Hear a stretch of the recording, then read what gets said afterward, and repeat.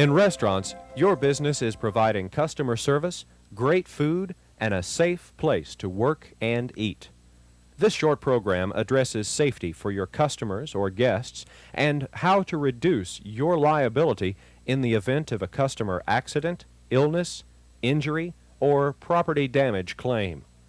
Certainly, always follow the procedures established for your company and the instructions, policies, and procedures provided by your insurance company. This program is intended to provide generally accepted guidelines combined with restaurant industry experience in what we call third-party liability or non-employee liability claims. This program isn't intended to cover all aspects of claims or liability, but it will help supplement your existing knowledge in these matters. First, you need to understand the difference between employee and customer accidents. Employees are protected by worker compensation laws during their time at work. Each area has different laws, but generally all employees are protected by worker compensation standards. If a job injury occurs, employees are provided medical treatment when required and, if necessary, certain compensation benefits. Customers or third-party claims for accidents, injuries, or property damage are not necessarily regulated by the same system, but are generally processed as civil actions. If a customer is injured in your restaurant, a claim can be made to recover costs and damages, but there's no particular law or standard governing the amount of damages requested. If a customer makes a claim of $5,000, but the restaurant believes the claim to be worth only $75, obviously some arbitration or agreement must be reached to solve the dispute. Oftentimes, litigation is the avenue some customers and businesses take to resolve disputes. Okay, there are two systems: worker compensation for employees and liability claims for non-employees. Two of the most important factors in reducing your liability for non-employee accidents are accident investigation and customer relations. Customer relations to provide professional care, attention, and prompt claims processing and to maintain the goodwill of the customer, and accident investigation to gain all the facts surrounding the incident. How you treat the customer may be as important as the final claim settlement. Managers and supervisors who deal with customers making claims must use tact and courtesy and listen to the customer's claim. At the same time, you must be extremely careful in the words used to the person making the claim. Words can come back to haunt you if you're not careful. The best advice we can offer to you is explain to the claimant that you have no authority to authorize claim settlement. That's the job of the authorized professionals in your organization. Certainly, there are exceptions to this rule, especially when handling small dry cleaning bills for soiled clothing, but injury claims or major property damage claims should be referred to risk management or others in the company responsible for claim processing. Let's look at some basic guidelines. Don't admit fault, liability, or negligence for any accident on the part of the restaurant or any employee. It's like an automobile accident. You never admit fault, liability, or negligence for any accident. You often see people in minor automobile accidents jump out of their vehicles and tell the other driver, "Oh, I'm sorry, I didn't see you." That single statement may have put all the blame on the person making the statement. Certainly, you want to be sympathetic and concerned for anyone experiencing an accident or injury, but never admit liability or agree that the restaurant or an employee was at fault. Do say you'll investigate the facts and make a report to your corporate office or risk management department. Don't say, "I'll turn it over to our insurance company." This particular statement can lead to expectations that their claim will be paid by the insurance company. If a customer is extremely persistent or demands payment of medical bills, be courteous, but explain you have no authority to authorize payments of any kind. Refer these customers to your risk management department, or advise them you will have a representative of the company contact them. When you tell a customer this, be sure you advise that department or authorized representative of the need to contact the customer. Prompt response is essential for good customer relations.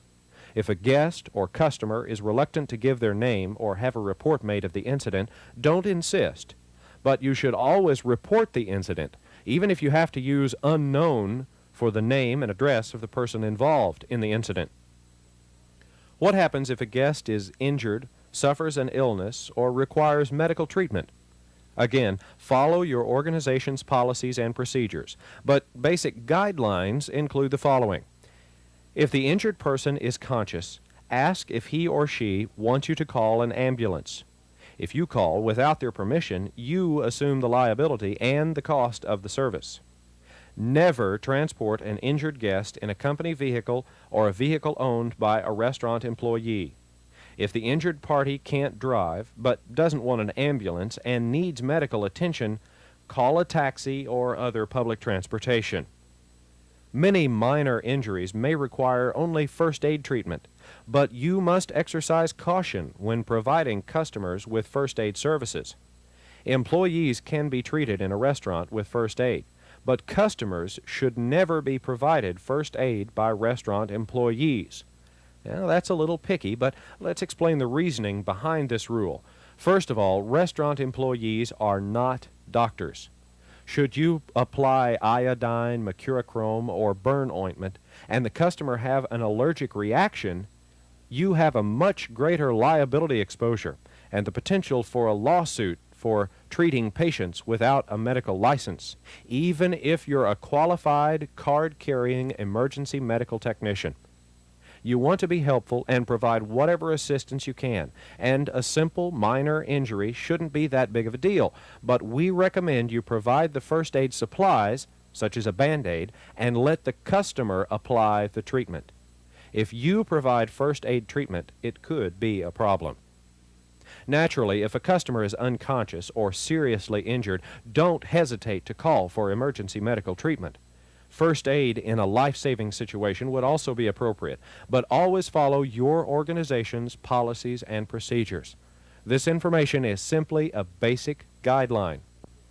Be courteous and helpful, and assist the customer as much as possible, answering their questions, but never admit liability or make commitments for the company. Leave claims processing to the persons trained and authorized in this specialty. In a restaurant, it's inevitable to get a claim for alleged customer illness from food or foreign material found in food or foreign material ingested by customers. Basic guidelines for these claims should include, first, apologize to the customer, but again, don't admit liability. Second, gather facts. Don't try to downplay the issue. Any claim is serious, so you need to investigate the facts. Third, collect samples of the product or foreign material. It's important to collect the foreign material or object and place it in a reclosable poly bag and attach it to a copy of the food incident report form. If it's perishable, keep it in the refrigerator until advised of the disposition of the sample by top management or your claims representative. Do not give the object to the customer. Fourth, during your fact-gathering investigation, don't try to determine fault. Your main job is to gather information relating to the incident. And fifth, complete your company's food incident report and notify the appropriate department by telephone of the incident. In cases of food illnesses or potentially large claims against the company, always advise top management or your risk management department immediately by telephone. Okay, you're now armed with a lot of do's and don'ts, but you can begin to see the need for factual information when an incident occurs. Follow the information requested on your accident investigation report forms, making sure you get all the required information as thoroughly and detailed as possible. Gather witness statements from employees and other customers who may have been a witness to the incident. If at all possible, take pictures of the accident scene. Remember, the investigation you conduct at the scene of the accident will be the most important investigation. This report at the time of the incident may be all the information your company will have to defend its position in the event of litigation. Don't think someone else is going to investigate the accident later. The first investigation is the most critical. If it's a slip and fall accident you're investigating, pictures and information about the condition of floor surfaces, what type of footwear the customer was wearing, when the last time the floor surface was cleaned, lighting conditions, signs, traffic patterns, all these things and more are extremely important when completing the initial incident investigation. Most customer claims can be handled in a routine manner. If you're experienced in the restaurant industry, you know how to handle the claims professionally. But the most important point to remember is all claims require thorough investigation. Complete, thorough investigation to determine the facts of the incident, not the fault or blame for the incident. In case of personal injury, photographs should be obtained. Don't admit liability. Don't administer first aid, but provide emergency medical treatment in the event of serious injury or unconsciousness. That's about it. We didn't cover all situations, but then again, you're professionals.